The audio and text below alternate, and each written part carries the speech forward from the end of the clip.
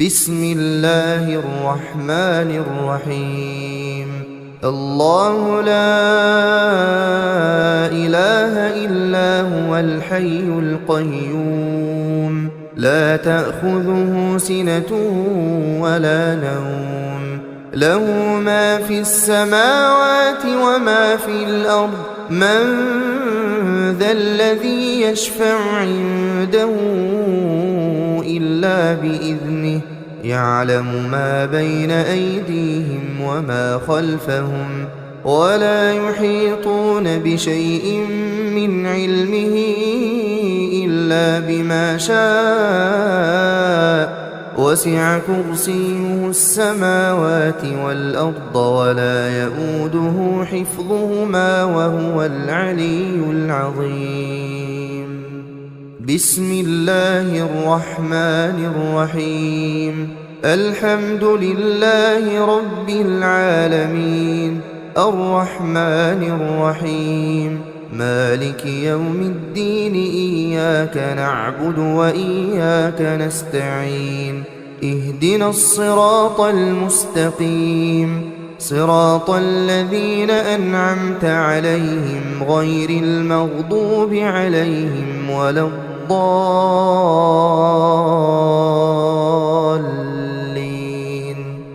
بسم الله الرحمن الرحيم. قل هو الله أحد الله الصمد لم يلد ولم يولد ولم يكن له كفوا أحد.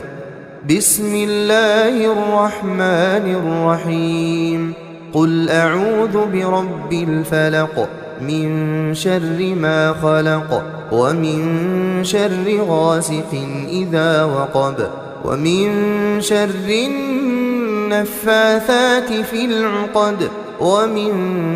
شر حاسد إذا حسد.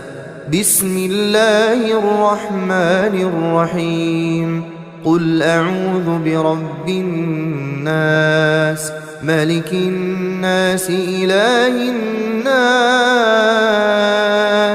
من شر الوسواس الخناس الذي يوسوس في صدور الناس من الجنة والناس. بسم الله الرحمن الرحيم. تبت يدا أبي لهب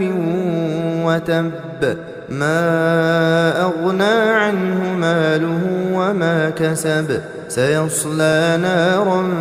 ذات لهب وامرأته حمالة الحطب في جيدها حبل من مسد. بسم الله الرحمن الرحيم. إذا جاء نصر الله والفتح ورأيت الناس يدخلون في دين الله أفواجا فسبح بحمد ربك واستغفره إنه كان توابا. بسم الله الرحمن الرحيم. قل يا أيها الكافرون لا أعبد ما تعبدون ولا أنتم عابدون ما أعبد ولا أنا عابد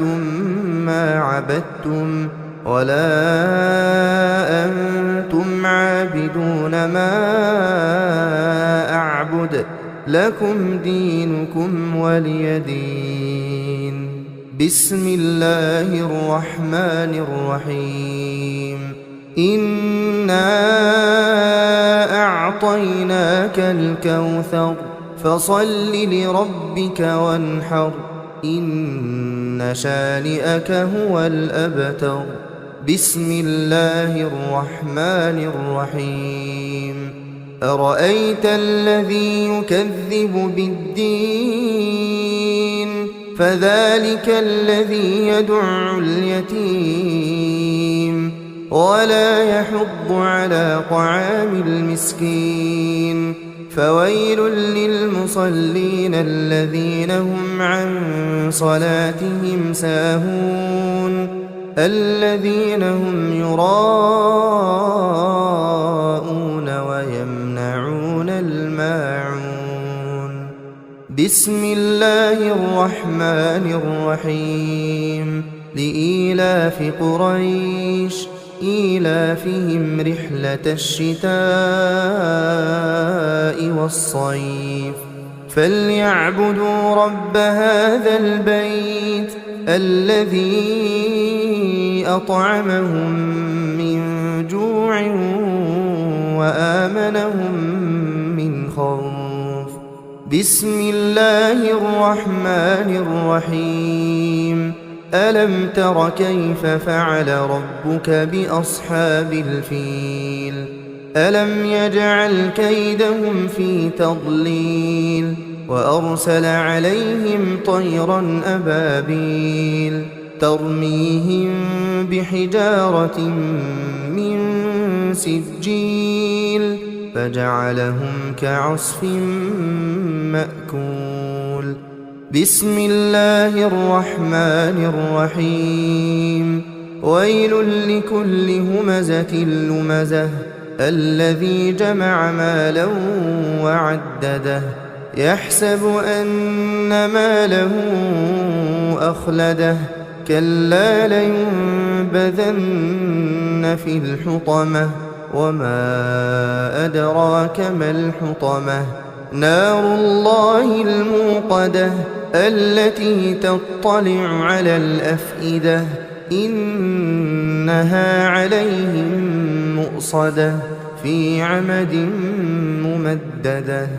بسم الله الرحمن الرحيم. والعصر إن الإنسان لفي خسر إلا الذين آمنوا وعملوا الصالحات وتواصوا بالحق وتواصوا بالصبر. بسم الله الرحمن الرحيم. ألهاكم التكاثر حتى زرتم المقابر كلا سوف تعلمون ثم كلا سوف تعلمون كلا لو تعلمون علم اليقين لترون الجحيم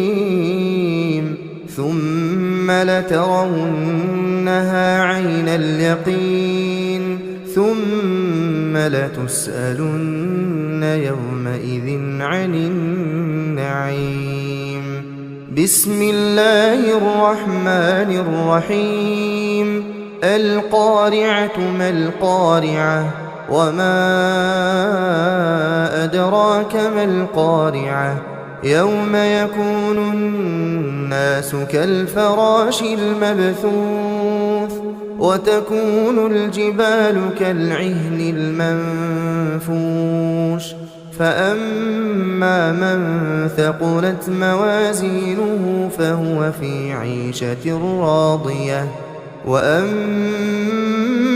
من خفت موازينه فأمه هاوية وما أدراك ما هي نار حامية.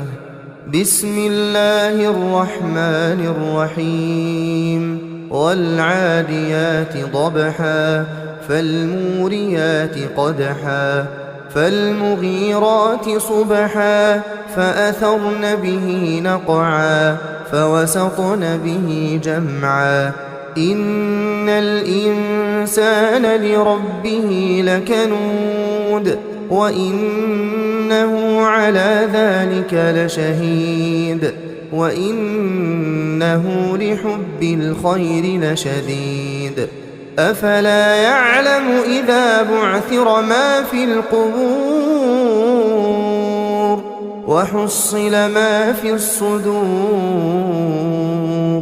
إن ربهم بهم يومئذ لخبير.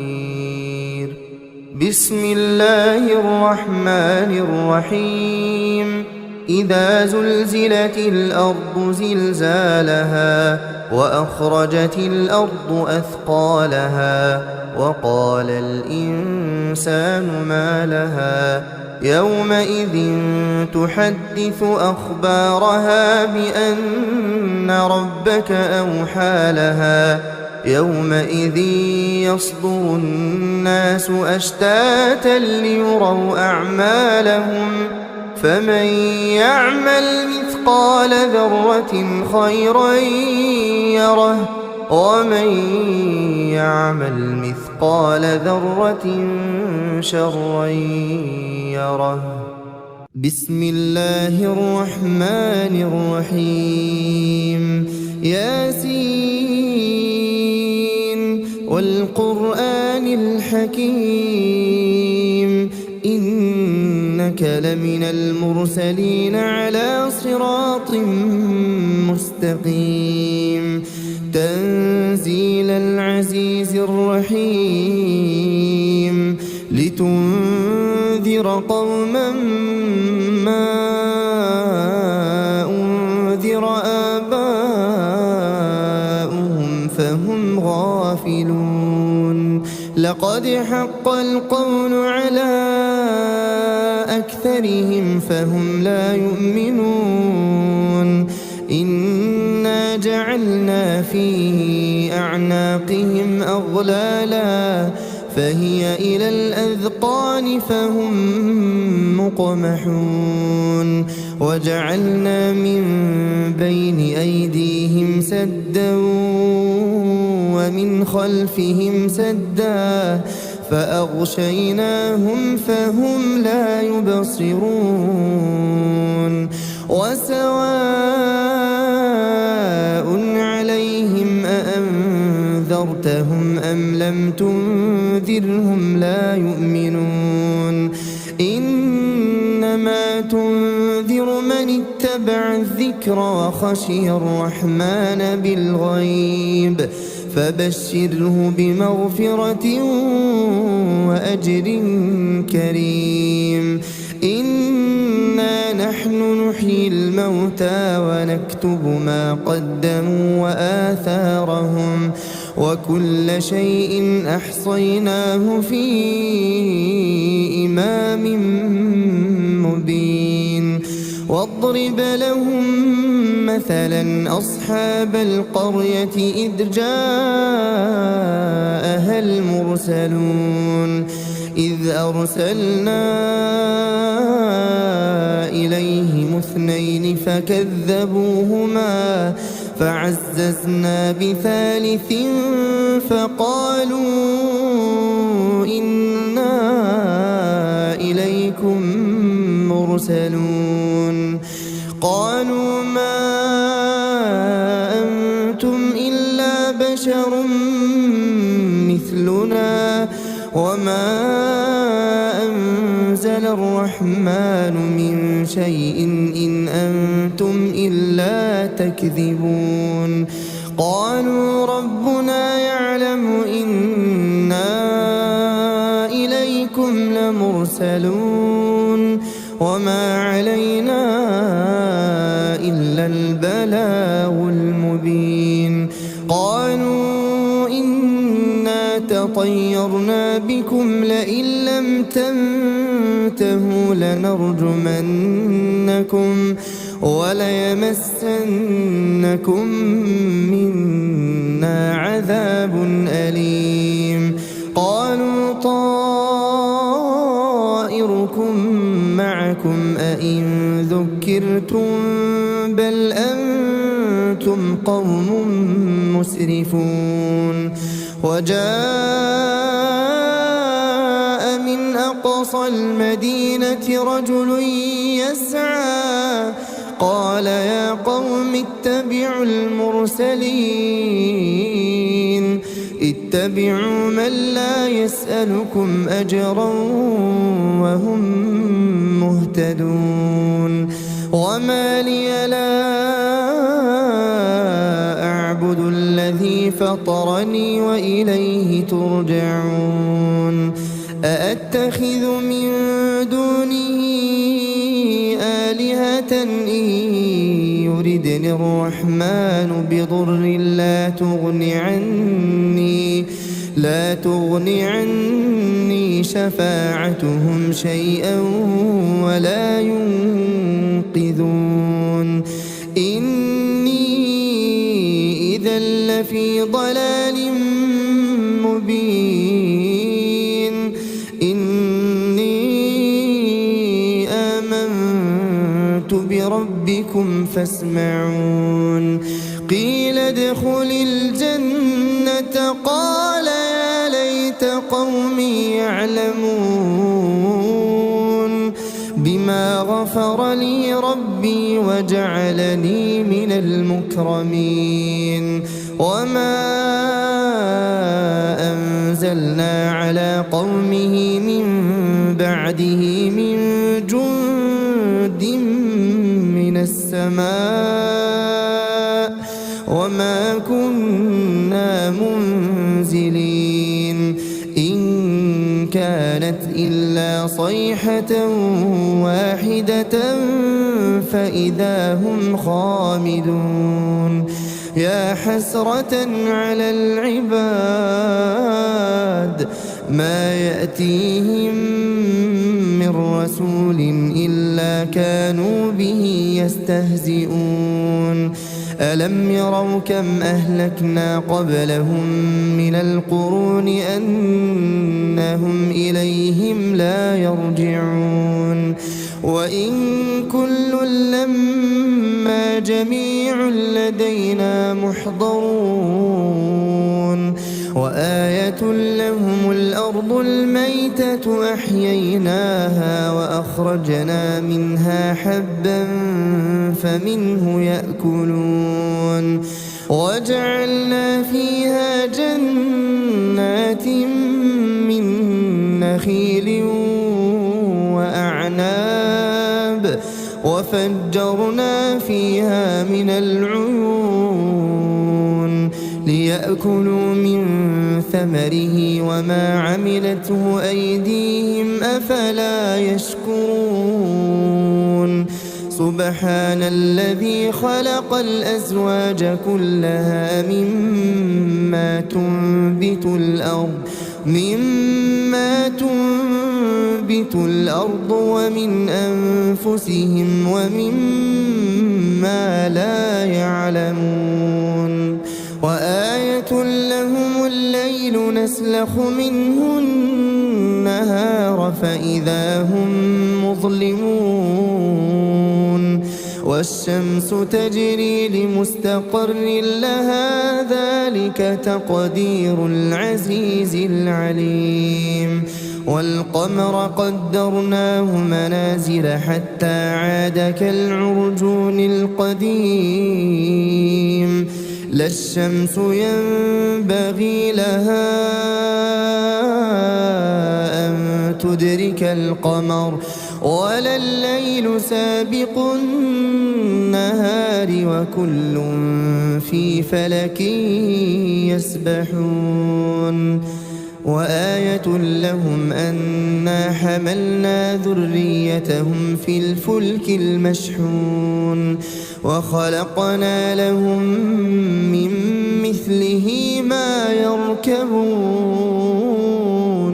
وإن نشأ نغرقهم فلا صريخ لهم ولا هم ينقذون إلا رحمة منا ومتاعا إلى حين وإذا قيل لهم اتقوا ما بين أيديكم وما خلفكم لعلكم ترحمون وما تأتيهم من آية من آيات ربهم إلا كانوا عنها معرضين وإذا قيل لهم أنفقوا مما رزقكم الله قال الذين كفروا للذين آمنوا أنطعم من لو يشاء الله أطعمه إن أنتم ويقولون متى هذا الوعد إن كنتم صادقين ما ينظرون إلا صيحة واحدة تأخذهم وهم يخصمون فلا يستطيعون توصية ولا إلى أهلهم يرجعون ونفخ في الصور فإذا هم من الأجداث إلى ربهم ينسلون قالوا يا ويلنا من بعثنا من مرقدنا هذا ما وعد الرحمن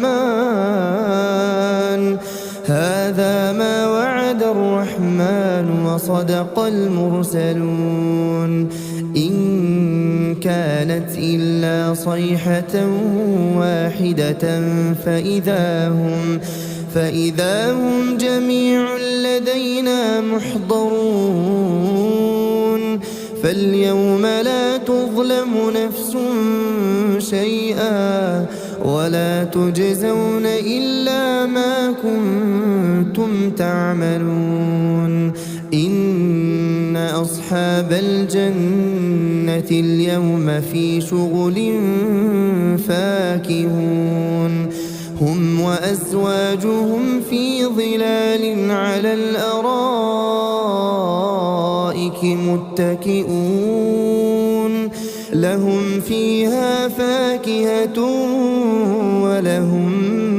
ما يدعون سلام قولا من رب رحيم وامتازوا اليوم أيها المجرمون ألم أعهد إليكم يا بني آدم ألا تعبدوا الشيطان إنه لكم عدو مبين وأن اعبدوني هذا صراط مستقيم ولقد أضل منكم جبلا كثيرا أفلم تكونوا تعقلون هذه جهنم التي كنتم توعدون اصلوها اليوم بما كنتم تكفرون اليوم نختم على أفواههم وتكلمنا أيديهم وتشهد أرجلهم بما كانوا يكسبون ولو نشاء لطمسنا على أعينهم فاستبقوا الصراط فأنى يبصرون ولو نشاء لمسخناهم على مكانتهم فما استطاعوا مضيا ولا يرجعون ومن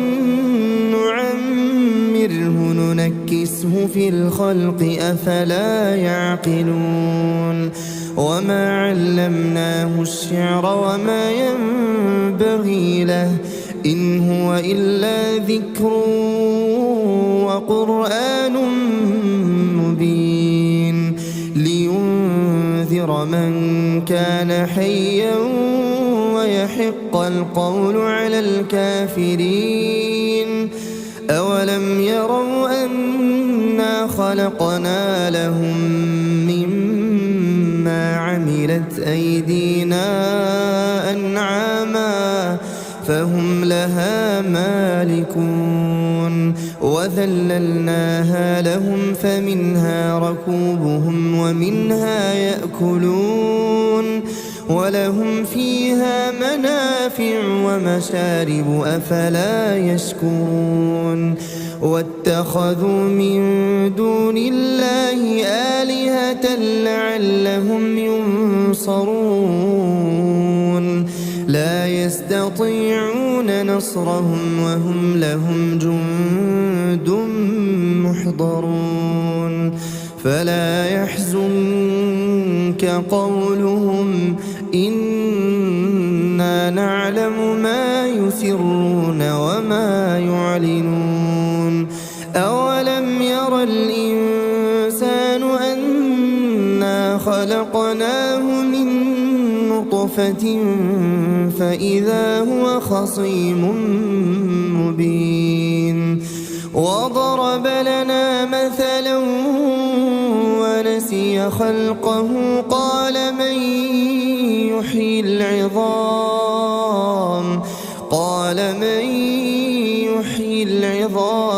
وهي رميم قل يحييها الذي أنشأها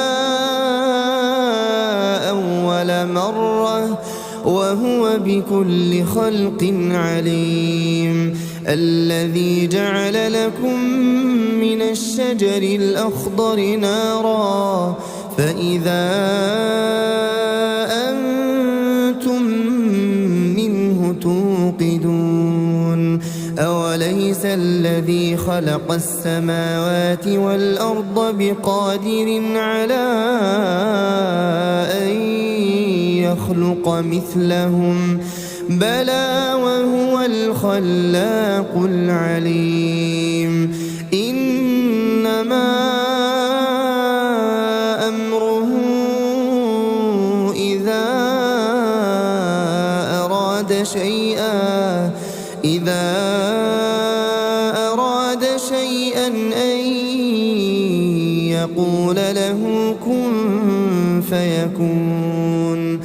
فسبحان الذي بيده ملكوت كل شيء وإليه ترجعون. بسم الله الرحمن الرحيم. الرحمن علم القرآن خلق الإنسان علمه البيان الشمس والقمر بحسبان والنجم والشجر يسجدان والسماء رفعها ووضع الميزان ألا تطغوا في الميزان وأقيموا الوزن بالقسط ولا تخسروا الميزان والأرض وضعها للأنام فيها فاكهة والنخل ذات الأكمام والحب ذو العصف والريحان فبأي آلاء ربكما تكذبان خلق الإنسان من صلصال كالفخار وخلق الجان من مارج من نار فبأي آلاء ربكما تكذبان رب المشرقين ورب المغربين فبأي آلاء ربكما تكذبان مرج البحرين يلتقيان بينهما برزخ لا يبغيان فبأي آلاء ربكما تكذبان يخرج منهما اللؤلؤ والمرجان فبأي آلاء ربكما تكذبان وله الجوار المنشآت في البحر كالأعلام فبأي آلاء ربكما تكذبان كل من عليها فان ويبقى وجه ربك ذو الجلال والإكرام فبأي آلاء ربكما تكذبان يسأله من في السماوات والأرض كل يوم هو في شأن فبأي آلاء ربكما تكذبان سنفرغ لكم أيها الثقلان فبأي آلاء ربكما تكذبان يا معشر الجن والإنس إن استطعتم أن تنفذوا من أقطار السماوات والأرض فانفذوا لا تنفذون إلا بسلطان فبأي آلاء ربكما تكذبان يرسل عليكما شواظ من نار ونحاس فلا تنتصران فبأي آلاء ربكما تكذبان فإذا انشقت السماء فكانت وردة كالدهان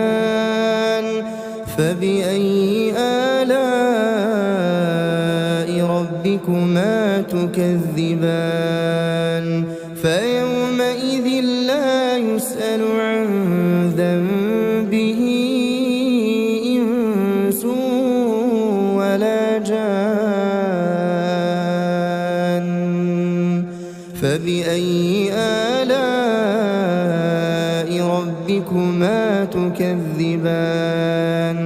يعرف المجرمون بسيماهم فيؤخذ بالنواصي والأقدام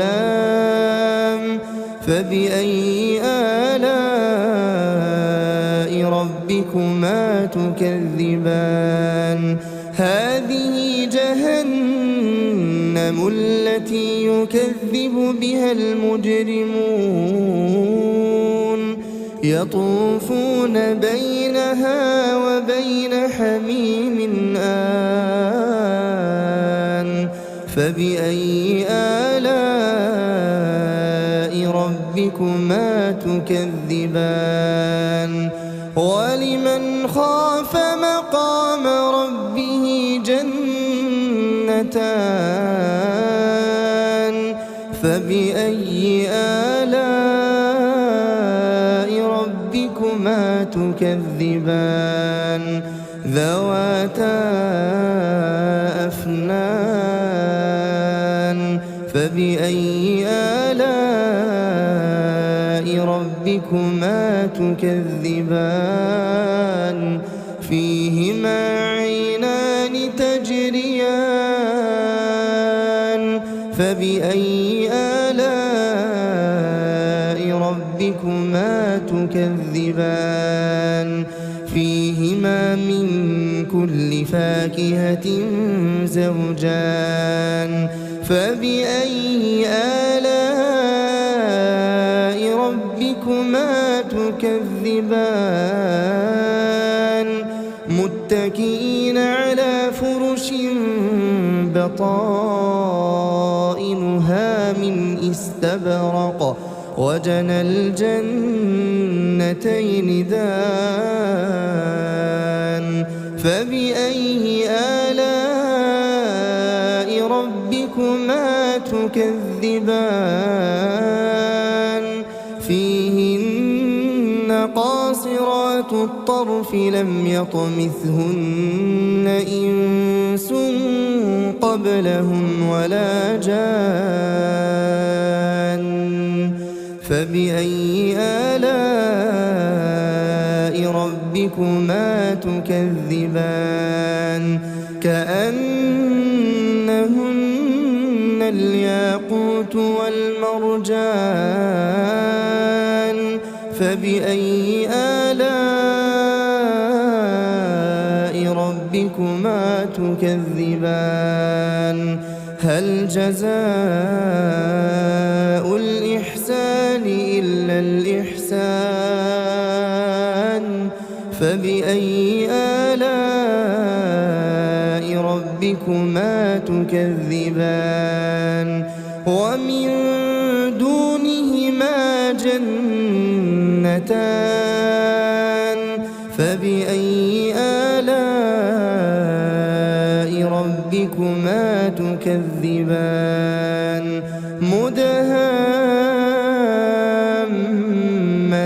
مدهامتان فبأي آلاء ربكما تكذبان فيهما عينان نضاختان فبأي آلاء ربكما تكذبان فيهما فاكهة ونخل ورمان فبأي آلاء ربكما تكذبان فيهن خيرات حسان فبأي آلاء ربكما تكذبان حور مقصورات في الخيام فبأي آلاء ربكما تكذبان لم يطمثهن إنس قبلهم ولا جان فبأي آلاء ربكما تكذبان متكئين على رفرف خضر وعبقري حسان فبأي آلاء ربكما تكذبان تبارك اسم ربك ذي الجلال والإكرام بسم الله الرحمن الرحيم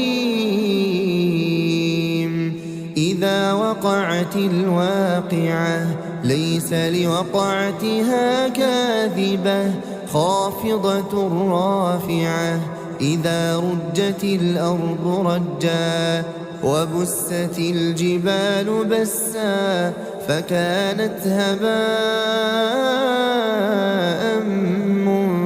منبثا وكنتم أزواجا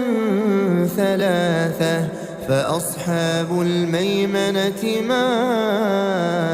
أصحاب الميمنة وأصحاب المشأمة ما أصحاب المشأمة والسابقون السابقون أولئك المقربون في جنات النعيم ثلة من الأولين وقليل من الآخرين على سرر موضونة متكئين عليها متقابلين يطوف عليهم ولدان مخلدون بأكواب وأباريق وكأس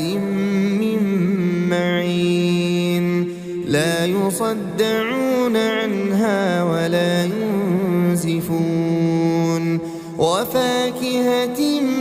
مما يتخيرون ولحم طير مما يشتهون وحور عين كأمثال اللؤلؤ المكنون جزاء بما كانوا يعملون لا يسمعون فيها لغوا ولا تأثيما إلا قيلا سلاما سلاما وأصحاب اليمين ما أصحاب اليمين في سدر مخضود وطلح منضود وظل ممدود وماء مسكوب وفاكهة كثيرة لا مقطوعة ولا ممنوعة وفرش مرفوعة إنا أنشأناهن إنشاء فجعلناهن أبكارا عربا أترابا لأصحاب اليمين ثلة من الأولين وثلة من الآخرين وأصحاب الشمال ما أصحاب الشمال في سموم وحميم وظل من يحموم لا بارد ولا كريم إنهم كانوا قبل ذلك مترفين وكانوا يصرون على الحنث العظيم وكانوا يقولون أئذا متنا وكنا ترابا وعظاما أئنا لمبعوثون أو آباؤنا الأولون قل إن الأولين والآخرين قل إن الأولين والآخرين لمجموعون إلى ميقات يوم معلوم ثم إنكم أيها الضالون المكذبون لآكلون من شجر من زقوم فمالئون منها البطون فشاربون عليه من الحميم فشاربون شرب الهيم هذا نزلهم يوم الدين نحن خلقناكم فلولا تصدقون أفرأيتم ما تمنون أأنتم تخلقونه أم نحن الخالقون نحن قدرنا بينكم الموت وما نحن بمسبوقين على أن نبدل أمثالكم وننشئكم فيما لا تعلمون ولقد علمتم النشأة الأولى فلولا تذكرون أفرأيتم ما تحرثون أأنتم تزرعونه أم نحن الزارعون لو نشاء لجعلناه حطاما فظلتم تفكهون إنا لمغرمون بل نحن محرومون أفرأيتم الماء الذي تشربون أأنتم أنزلتموه من المزن أم نحن المنزلون لو نشاء جعلناه أجاجا فلولا تشكرون أفرأيتم النار التي تورون أأنتم أنشأتم شجرتها أم نحن المنشئون نحن جعلناها تذكرة ومتاعا للمقوين فسبح باسم ربك العظيم فلا أقسم بمواقع النجوم وإنه لقسم لو تعلمون عظيم إنه لقرآن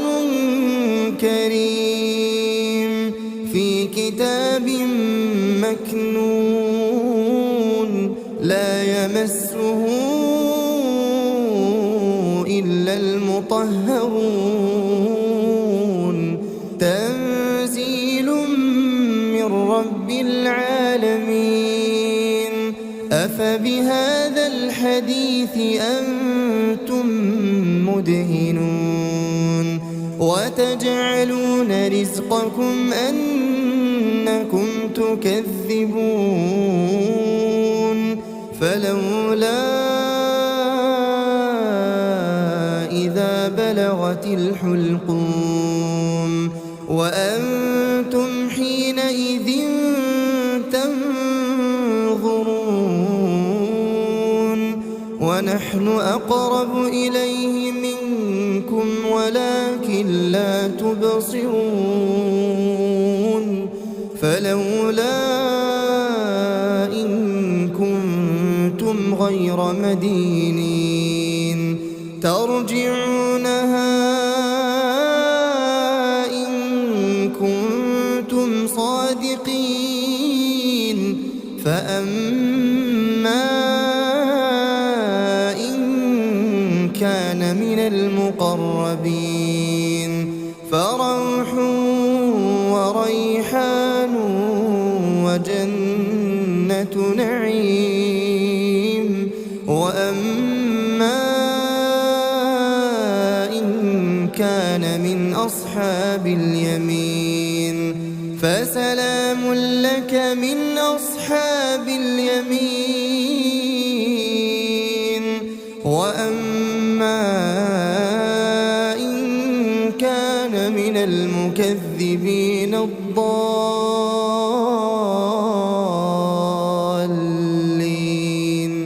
فنزل من حميم وتصلية جحيم إن هذا لهو حق اليقين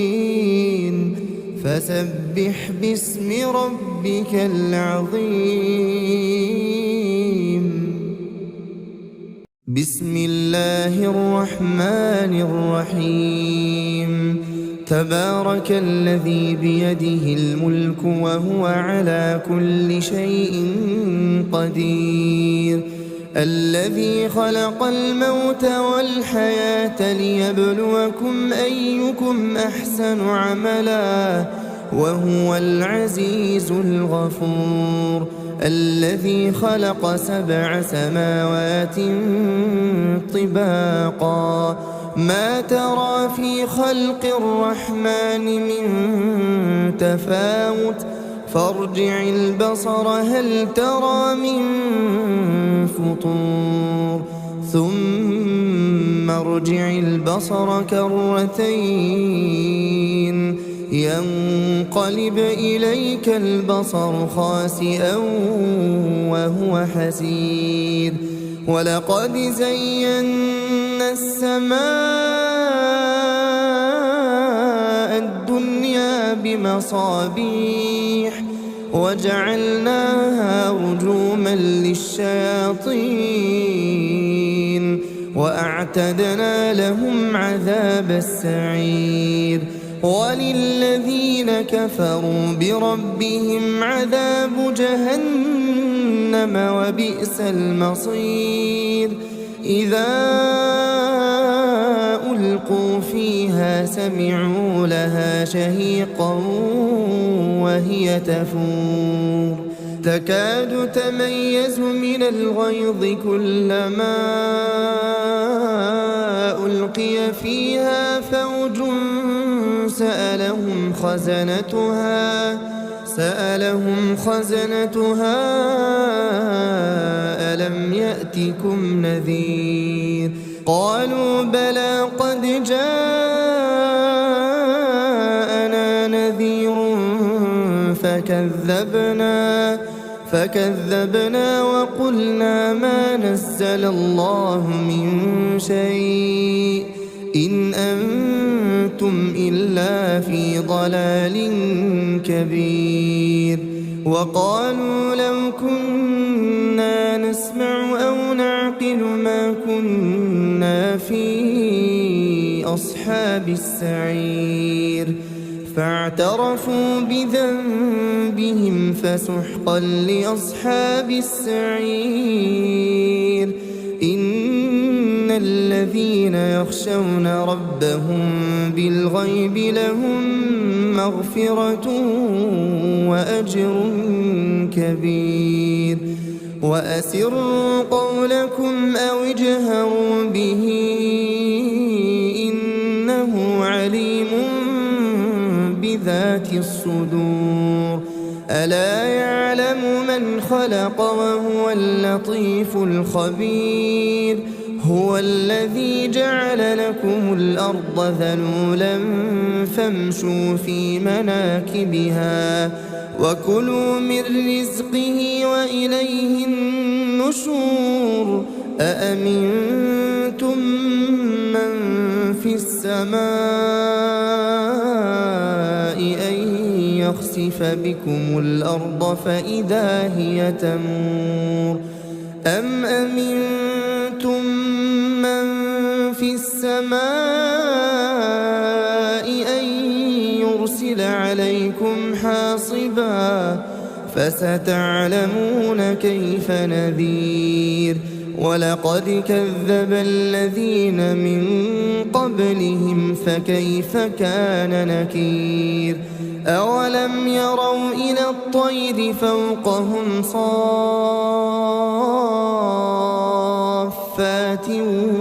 ويقبضن ما يمسكهن إلا الرحمن إنه بكل شيء بصير أمن هذا الذي هو جند لكم ينصركم من دون الرحمن إن الكافرون إلا في غرور أمن هذا الذي يرزقكم إن أمسك رزقه بل لجوا في عتو ونفور أفمن يمشي مكبا على وجهه أهدى أمن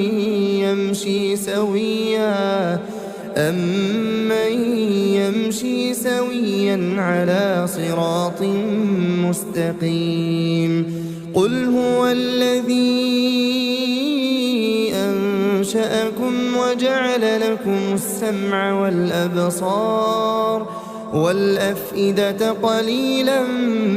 ما تشكرون قل هو الذي ذرأكم في الأرض وإليه تحشرون ويقولون متى هذا الوعد إن كنتم صادقين قل إنما العلم عند الله وإنما أنا نذير مبين فلما رأوه زلفة سيئت وجوه الذين كفروا وقيل هذا الذي كنتم به تدعون قل أرأيتم إن أهلكني الله ومن معي أو رحمنا فمن يجير الكافرين من عذاب أليم قل هو الرحمن آمنا به وعليه توكلنا فستعلمون من هو في ضلال مبين قل أرأيتم إن أصبح ماؤكم غورا فمن يأتيكم بماء